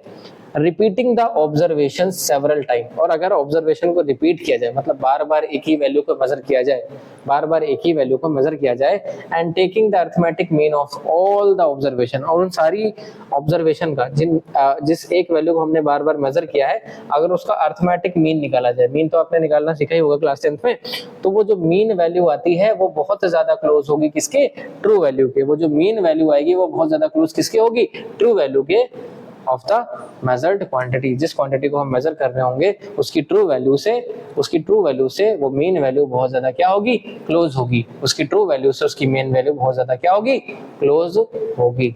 ठीक है, इतना क्लियर हो गया? इतना क्लियर हो गया तो अब बढ़ते हैं अगली स्लाइड की तरफ, आगे की तरफ। क्लियर? ओके, चलिए बढ़ते हैं। तो अगला टॉपिक आ गया हमारा एब्सोल्यूट एरर। ठीक है, इसके बारे में बात कर लेते हैं कि एब्सोल्यूट एरर क्या होती है। जैसा कि मैंने आपसे बोला था, वो सारे इंपॉर्टेंट टॉपिक आपके लिए लेकर के आया हूँ, फिर भी कुछ छूटेगा तो आप मुझे कमेंट सेक्शन में उसके बारे में बताएंगे। अब क्या होती है बेटा एब्सोल्यूट एरर क्या होती है? तो लिखा गया था मैग्नीट्यूड। अब आपको मैग्नीट्यूड याद होगा, क्या था magnitude? Numeric value into unit, numeric value into unit, ये क्या था? मैग्नीट्यूड था। तो magnitude of the differences between the individual measurement value and the true value. अब इंडिविजुअल मेजरमेंट क्या होता है? इंडिविजुअल मेजरमेंट वैल्यूज क्या हुई? तो सपोज अगर हमें कोई ऑब्जेक्ट है और उसकी हमें क्या मेजर करनी है, मेजरमेंट लेनी है, और उसकी हमें क्या देनी है, उसकी हमें ट्रू वैल्यू पता है। ट्रू वैल्यू के बाद हमने उसका क्या किया, मल्टीपल टाइम कई सारी मेजर्ड वैल्यू उसकी निकाली। ठीक है, सपोज हमने कोई मेजर्ड वैल्यू निकाली, पहली मेजर्ड वैल्यू, फिर दूसरी मेजर्ड वैल्यू, फिर तीसरी मेजर्ड वैल्यू, फिर चौथी मेजर्ड वैल्यू, ऐसे करके 4 से 5 बार उसकी मेजर्ड वैल्यू निकाली। ठीक, अब इन सारी मेजर्ड वैल्यू का हम क्या निकालेंगे, इन सारी मेजर्ड वैल्यू का हम निकालेंगे अरिथमेटिक मीन। इन सारी मेजर्ड वैल्यू का क्या निकालेंगे, अरिथमेटिक मीन। और वो जो अरिथमेटिक मीन आएगा, वो अरिथमेटिक मीन इस ट्रू वैल्यू के क्या होगा, लगभग बराबर होगा। ठीक है, इस ट्रू वैल्यू के लगभग बराबर होगा। वो हमारी ट्रू वैल्यू और मेजर्ड वैल्यू, जो हमारी ट्रू वैल्यू होगी और जो हमारी कौन सी वैल्यू होगी, मेजर्ड वैल्यू होगी, ये लगभग बराबर होंगे, एक दूसरे के क्या होंगे, इक्विवेलेंट होंगे। ठीक है, अब इसे ही हम क्या बोलते हैं, absolute error of the measurement. आगे पढ़ते हैं। ये जो एब्सोल्यूट एरर ऑफ मेजरमेंट है, इसे हम रिप्रेजेंट करते हैं डेल्टा ए से। ठीक है, एग्जांपल से समझेंगे और ज्यादा। In absence of any other method of knowing true value, अगर हमें किसी की ट्रू वैल्यू नहीं पता है, पहली बात तो हमें पता होना चाहिए ट्रू वैल्यू, क्या पता होनी चाहिए, ट्रू वैल्यू, और फिर हमने कई बार मल्टीपल टाइम उसकी मेजर्ड वैल्यू निकाली, उनका अरिथमेटिक मीन निकाला और क्या फाइंड कर ली, ट्रू वैल्यू फाइंड कर ली। लेकिन अगर हमें ट्रू वैल्यू नहीं पता है, अगर हमें ट्रू वैल्यू नहीं पता है, तब हम इस मेथड का यूज करेंगे, किसका, एब्सोल्यूट एरर वाले मेथड का। जब हमें ट्रू वैल्यू नहीं पता होगी तब हम क्या कंसीडर करेंगे, we consider arithmetic mean as the true value. तो हम बहुत सारी अरिथमेटिक वैल्यूज निकालेंगे, उसका मीन निकालेंगे, और जो मीन आएगा वही मीन क्या होगा, वही मीन उसकी ट्रू वैल्यू होगी, वही मीन क्या होगी, ट्रू वैल्यू होगी। The errors in the individual measurement values from the true values are, ठीक है, वो ये होंगे। जैसे अगर हमें निकालना हो एरर क्या आई पहले पे, तो a1 माइनस ए मीन। ठीक है, दूसरी अगर निकालनी हुई तो delta a2 is equal to a2 minus A mean. Mean value है नहीं हमारी, क्या है, मीन वैल्यू। और ये क्या हो जाएगी, हमारी एरर हो जाएगी, पहले को मेजर करने में एरर, दूसरे को मेजर करने में एरर। या अगर क्लियर नहीं हो रहा है तो मैं और ज्यादा क्लियर करता हूँ बच्चा। ठीक है, देखो सबसे पहली बात कि एब्सोल्यूट एरर हम फाइंड करते हैं, और इस मेथड का यूज हम तब करते हैं जब हमारे पास ट्रू वैल्यू की क्या हो, एब्सेंस हो, मतलब हमें ट्रू वैल्यू ना पता हो। ठीक है, अब हम करेंगे क्या, हम अलग अलग मेजरमेंट निकालेंगे। हम क्या निकालेंगे, अलग अलग मेजरमेंट निकालेंगे, मतलब एक ही मेजरमेंट को बार बार करेंगे, एक ही मेजरमेंट को क्या करेंगे, बार बार करेंगे। तो डिफरेंट वैल्यूज आएंगी, डिफरेंट क्या आएंगी वैल्यूज। सपोज पहली बार में a1 कुछ और आई, दूसरी बार में a2 कुछ और आई, तीसरी बार में a3 कुछ और आई, चौथी बार में a4 कुछ और आई। फिर हम क्या करेंगे, इन सारी वैल्यूज का अरिथमेटिक मीन निकाल लेंगे, और यही अरिथमेटिक मीन जो होगा उसकी ट्रू वैल्यू के लगभग बराबर होगा, इसकी ट्रू वैल्यू के लगभग बराबर होगा। अब हम देखेंगे कि जो हमने पहली मेजरमेंट करी थी उसमें हमने कितनी गलती करी, हमने कितनी एरर करी। ठीक है, कितनी मिस्टेक या कितनी एरर हुई। ठीक है बेटा, तो एरर को, जो हमारी एब्सोल्यूट एरर है, हम उसे किससे रिप्रेजेंट करते हैं, डेल्टा ए से। तो मैंने लिख दिया डेल्टा A1। डेल्टा A1 मतलब बेटा पहली वाली वैल्यू को मेजर करने में हमसे कितनी मिस्टेक हुई, या जो मेजरिंग इंस्ट्रूमेंट है उससे कितनी मिस्टेक हुई। तो पहली वाली मेजरमेंट में कितनी मिस्टेक हुई, कैसे मेजर करेंगे, जो पहली वाली एरर थी वो जो आपने पहले मेजर करी थी वो वैल्यू, और minus arithmetic mean, arithmetic mean जो आपने निकाला था। अगर हम दूसरे वाले पे एरर पता करें तो क्या हो जाएगा, जो वैल्यू आपने मेजर करी थी वो और अर्थमेटिक मीन, यही बेटा अर्थमेटिक मीन ही तो हमारी क्या है, ये जो ए मीन है, जो अर्थमेटिक मीन है, यही तो हमारी ट्रू वैल्यू है जो हमें कंसीडर करनी है जब ट्रू वैल्यू एब्सेंस हो। ठीक है बेटा, तो ऐसे करके हम कोई भी, जैसे अगर हमें निकालना हो कि फोर्थ वाली को मेजर करने में हमसे कितनी मिस्टेक हुई, कितनी एरर हुई, तो फोर्थ वाली की measured value minus arithmetic mean जो आपने निकाला था, यही जो हमारी ट्रू वैल्यू है। ठीक है बेटा, ओके। उसके बाद बोला गया द डेल्टा ए, ये जो हमारी एब्सोल्यूट एरर है, calculated above may be positive और नेगेटिव। तो ये बेटा पॉजिटिव भी हो सकती है, नेगेटिव भी हो सकती है। पॉजिटिव कब होगी, जो हमारी मेजर्ड वैल्यू बड़ी होगी और ट्रू वैल्यू छोटी होगी। लेकिन कई बार ऐसा होगा कि हमारी जो मेजर्ड वैल्यू है वो छोटी होगी और जो ट्रू वैल्यू है वो बड़ी होगी, तब ऐसे आंसर नेगेटिव भी आ जा सकता है। तो बेटा ये जो मॉड लगा है ना, ये मॉड किसी भी नेगेटिव वैल्यू को किसमें बदल लेता है, पॉजिटिव। एज लाइक आपने एक स्टेटमेंट सुना होगा कि इधर से आलू डालो, इधर से सोना निकालो। तो जो मॉड है ना, इधर से कोई भी नेगेटिव वैल्यू डालो और इधर से क्या निकाल लो, पॉजिटिव वैल्यू। इसीलिए हम जो एब्सोल्यूट एरर निकालते हैं वो मॉड से निकालते हैं, मॉड डेल्टा ए। मॉड लगाने पे कोई भी नेगेटिव वैल्यू किसमें चेंज हो जाएगी, पॉजिटिव में, क्योंकि जो एरर है वो पॉजिटिव भी हो सकती है और नेगेटिव भी हो सकती है। चलिए आगे बढ़ते हैं। आलू से सोना तो बहुत सारा निकाल लिया। अब एक हमारा बहुत इंपॉर्टेंट टॉपिक आया यहीं पर ही, सिग्निफिकेंट फिगर क्या होते हैं। ठीक है, सिग्निफिकेंट फिगर पहले समझेंगे क्या होता है, उसके बाद सिग्निफिकेंट वैल्यू क्या होती है। तो सिग्निफिकेंट फिगर और सिग्निफिकेंट वैल्यू को पढ़ने के लिए उसके कुछ रूल्स होते हैं, उन रूल्स के बारे में जानेंगे और साथ में रूल्स के साथ साथ एग्जाम्पल्स भी। ठीक है, तो पहले हम लोग जान लेते हैं कि सिग्निफिकेंट फिगर क्या होता है। तो आप इसे सिग्निफिकेंट फिगर कह सकते हो या सिग्निफिकेंट डिजिट भी कह सकते हो। ठीक है, ये सिग्निफिकेंट फिगर या significant digit are the number of digits. ये क्या है, नंबर ऑफ डिजिट्स है किसी भी गिवन वैल्यू में। अगर कोई भी वैल्यू दी गई, सपोज मेरे पास एक वैल्यू दी गई है 7 3 2 1 4 6। ठीक है, तो अगर हम बात करें सिग्निफिकेंट फिगर की, सिग्निफिकेंट डिजिट की, तो ये हमें बताता है कि नंबर ऑफ डिजिट कितनी है, इसमें नंबर ऑफ डिजिट कितनी है। सपोज यहाँ पर कितनी नंबर ऑफ डिजिट है, 1 2 3 4 5 6। कितनी डिजिट है, 6 डिजिट है। तो सिग्निफिकेंट फिगर कितना हो जाएगा, सिग्निफिकेंट फिगर हो जाएगा 6, या सिग्निफिकेंट डिजिट हो जाएगी कितनी, 6। लेकिन अगर हम बात करें ऐसा 70032.00, तो क्या इसमें कितने सिग्निफिकेंट फिगर होंगे, आपने काउंट कर दिए 1 2 3 4 5 6 7 इज लाइक, तो क्या सही है ना। अब बेटा यहाँ पर कुछ रूल्स होते हैं जिन्हें हमें यहाँ अप्लाई करना है, और उन रूल्स के थ्रू हम बताएंगे कि किसी भी नंबर में, किसी भी गिवन नंबर में कि जितनी भी डिजिट हैं वो सिग्निफिकेंट फिगर में काउंट करी जाएंगी कि नहीं करी जाएंगी। ठीक है, तो सिग्निफिकेंट फिगर क्या होता है बेटा, सिग्निफिकेंट फिगर या सिग्निफिकेंट डिजिट क्या होती हैं, ये होते हैं नंबर ऑफ डिजिट। कितनी नंबर ऑफ डिजिट हैं किसी भी गिवन वैल्यू में या किसी भी मेजरमेंट में, या जो आपने मेजरमेंट किया उसमें।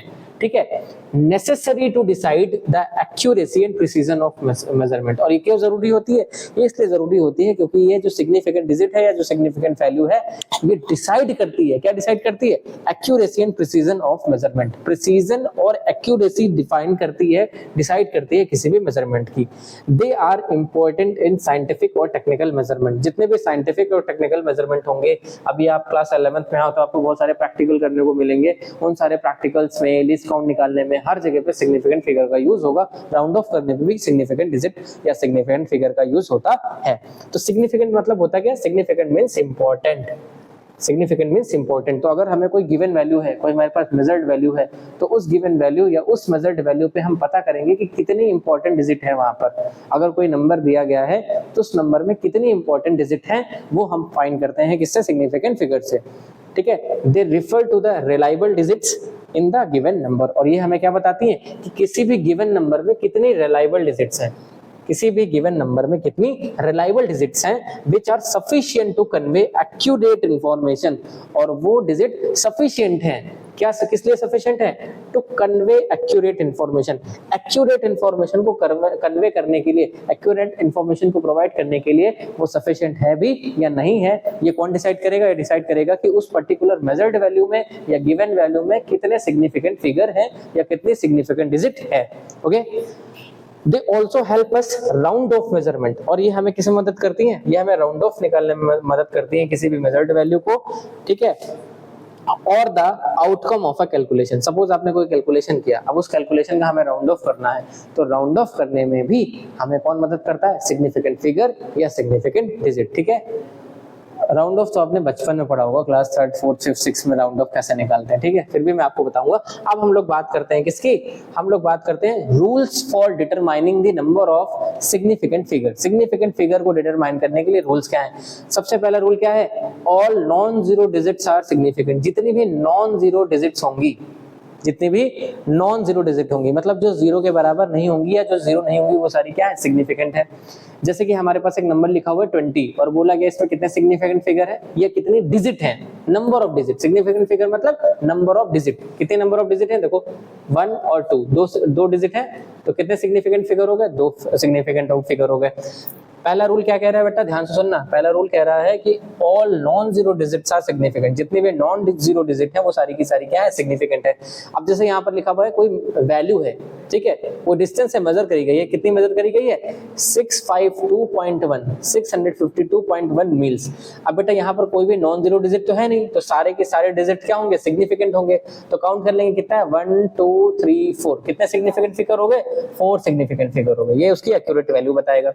उसके बाद आ गया 3.4 इंचेस, तो देखो यहाँ पर कितने डिजिट हैं, 1 और 2, तो कितने सिग्निफिकेंट फिगर हो गए बेटा, 2 सिग्निफिकेंट फिगर हो गए। ये हो गया आपका पहला रूल, एक ऐसा रूल हो गया आपका, पहला रूल हो गया। अब आते हैं दूसरे रूल पे, दूसरे सारे नॉन जीरो क्या होंगे, सिग्निफिकेंट, और बोला ऑल जीरोस, सारे zeros between non zero digits are significant. Non zero के बीच में जितने जीरो होंगे वो सारे क्या होंगे, सिग्निफिकेंट। नॉन जीरो के बीच में जितने जीरो होंगे वो सारे क्या होंगे, सिग्निफिकेंट। जैसे देखो 2 और 3 नॉन जीरो है, 4 और 1 क्या है, नॉन जीरो, उनके बीच में क्या है, जीरो है, तो इन्हें भी हम काउंट करेंगे इसमें सिग्निफिकेंट में। कितना हो गया, 1 2 3 4 5 6, 6 डिजिट है ना, तो 6 सिग्निफिकेंट डिजिट्स या 6 सिग्निफिकेंट फिगर्स। यहाँ पर काउंट करेंगे 1 2 3 4, कितने सिग्निफिकेंट डिजिट, 4 सिग्निफिकेंट डिजिट या 4 सिग्निफिकेंट फिगर। अगली बार जो अगला रूल है बेटा हमारा, थर्ड रूल, यहाँ पर क्या है, zeros on the right of a decimal point, किसी भी डेसिमल पॉइंट के राइट साइड में जो जीरोस हैं, एंड बिफोर, और डेसिमल के जो पहले जीरोस हैं, ठीक है, और to the left the first non zero digit, तो जो पहली नॉन जीरो डिजिट होगी, आर नॉट सिग्निफिकेंट, वो सिग्निफिकेंट नहीं होगी। They only represent the position of the decimal point, वो डिजिट सिर्फ हमें ये बताएगी कि पोजीशन क्या है डेसिमल पॉइंट का। जैसे ये लगा है डेसिमल, ये क्या लगा हुआ है, डेसिमल, डेसिमल के पहले जीरो, डेसिमल के बाद देखो जीरो, डेसिमल के बाद जीरो, एक ही डिजिट है, तो कितना सिग्निफिकेंट डिजिट, सिर्फ एक, ठीक है बेटा। देखो यहाँ पे डेसिमल लगा हुआ है, 1 0, डेसिमल के बाद 1 0 ये 1 0 ये, ठीक है, तो ये सिग्निफिकेंट फिगर में काउंट नहीं कर जाएंगे। तो कितने सिग्निफिकेंट फिगर, 1 और 2, 2 सिग्निफिकेंट डिजिट या 2 सिग्निफिकेंट फिगर, ठीक है। अगर इतना क्लियर होता है तो चलो बढ़िया है, आगे पढ़ते हैं। ओ माय गॉड, ये क्या कर दिया मैंने। अगला फोर्थ रूल क्या है, रूल बेटा आप लिख लोगे, प्रैक्टिस कर लोगे, बहुत ज्यादा आसानी से समझ में आने वाला है। क्या है, zeros on the right of a decimal, zeros on the, third वाले से मिलता जुलता है, zeros on the right of a decimal point are significant provided there is no non zero digit after them. Decimal के बाद जितने zero आएंगे उनको सिग्निफिकेंट काउंट किया जाएगा, लेकिन कब, provided there is no non zero digit after them, कि उनके बाद कोई नॉन जीरो डिजिट रह ना जाए। अगर कोई नॉन जीरो डिजिट आ गई तो फिर वो उतने सिग्निफिकेंट फिगर उसमें होंगे नहीं। सपोज जैसे यहाँ पर लिखा हुआ है 7.00, तो देखो डेसिमल के बाद बेटा जीरो है ना, लेकिन उसके बाद कोई नॉन जीरो डिजिट नहीं है, तो इसमें कितने सिग्निफिकेंट फिगर हो जाएंगे, 3 सिग्निफिकेंट फिगर। लेकिन अगर कहीं कुछ ऐसा होता 7.003, तब ये चेंज हो जाता, ठीक है बच्चा। अगला रूल क्या है, अगला रूल है कि zeros on the right of the last non zero digit after a decimal point are significant, ठीक है। डेसिमल के बाद वाले जो जीरो होंगे, ठीक है, किसी भी नॉन जीरो डिजिट के बाद वो सिग्निफिकेंट होंगे। जैसे यहाँ पे क्या लिखा हो 0.6500, देखो डेसिमल के बाद जीरो है, लेकिन जीरो से पहले नॉन जीरो डिजिट है, इसलिए काउंट कर लिए जाएंगे। कितना हो जाएगा, 1 2 3 4 सिग्निफिकेंट डिजिट, ठीक है। यहाँ पर देखो 12.300, तो कितना हो जाएगा, 1 2 3 4 5 सिग्निफिकेंट डिजिट हो जाएंगी। 6 क्या है, in a measurement value, in a measuring value zeros that occur on the right of the last non-zero digit are significant। ठीक है, जैसे यहाँ पर सबसे लास्ट में जीरो है, लेकिन किसके बाद है, नॉन जीरो के बाद है, राइट पे है। अगर पहले होता तो काउंट नहीं करते, तो कितने डिजिट हो जाएंगे, 1 2 3 4, 4 सिग्निफिकेंट डिजिट। लेकिन अगर यही जीरो पहले होता 2 0 2 6 5, तो बेटा फिर यहाँ पर 4 सिग्निफिकेंट ना होते, कितने सिग्निफिकेंट फिगर होते, 3 सिग्निफिकेंट फिगर या 3 सिग्निफिकेंट डिजिट होती। ठीक है बच्चा। अच्छा, अब आते हैं बेटा हमारे पास अगले पॉइंट पे कि साइंटिफिक नोटेशन क्या होता है। सिग्निफिकेंट फिगर के बारे में बेटा वापस से देख लेना जरूर, जितना अच्छे से आपको रूल आता होगा, जितना अच्छे से आपको रूल आता होगा उतने अच्छे से आपको सिग्निफिकेंट फिगर निकालना आ जाएगा। अब बेटा साइंटिफिक नोटेशन क्या होता है, तो scientific notation is a form of presenting very large number or very small number in a simple form। अगर कोई बहुत बड़ा नंबर है हमारे पास, वेरी लार्ज नंबर, ठीक है, या कोई बहुत स्मॉल नंबर है, उस बहुत ज़्यादा बड़े नंबर को या बहुत ज़्यादा स्मॉल नंबर को एक सिंपल फॉर्म में प्रेजेंट कर देना ही क्या कहलाता है, साइंटिफिक नोटेशन। क्लास 9th में भी आपने डेरिवेशन करे होंगे, अगर न्यूमेरिकल्स करे होंगे ग्रेविटेशन चैप्टर के, तो इससे पावर में लंबे लंबे आंसर आ रहे होते थे और आप सोच रहे होते थे कि अरे भाई साहब ये क्या हो रहा है हमारे साथ, ये क्या देख लिया, बस यही देखना बाकी रह गया था। लेकिन नहीं, वो साइंटिफिक नोटेशन था। अब आपको ज़्यादा क्लियर होगी। मैं आपको बताऊं, अभी आप जैसे जैसे क्लास 11th की फिजिक्स केमिस्ट्री, 12th की फिजिक्स केमिस्ट्री पढ़ोगे ना, आपको चीज़ें बहुत आसान लगने लगेंगी, क्योंकि आपको चीज़ों के पीछे का रीज़न पता चल जाएगा क्या हो रहा है। ठीक है, तो बच्चा क्या है, बहुत ज़्यादा वेरी लार्ज नंबर, बहुत ज़्यादा बड़े नंबर है, बहुत ज़्यादा स्मॉल नंबर है, उनको सिंपल फॉर्म में ही नोट करना, रिप्रेजेंट करना क्या कहलाता है, साइंटिफिक नोटेशन कहलाता है। ठीक है, जैसे यहाँ पर कोई वैल्यू लिखी है हमारे पास, क्या लिखी है बेटा, 4 5 0 0 0 0 0। ठीक बेटा, तो हमने क्या देखा, हमने देखा ये लिखा 45, तो हम कैसे लिख देते हैं बेटा, साइंटिफिक नोटेशन में हम क्या लिखते हैं, हम लिखते हैं a into 10 to power b, मतलब हम उसको 10 की फॉर्म में लिख देते हैं, 10 की पावर में लिख देते हैं, 10 की पावर में लिख देते हैं। तो कैसे लिखेंगे बेटा, ये हमने लिखा 45 कितने जीरो, 1 2 3 4 5, तो हमने लिख लिया 45 इंटू 10 की पावर कितनी, 5।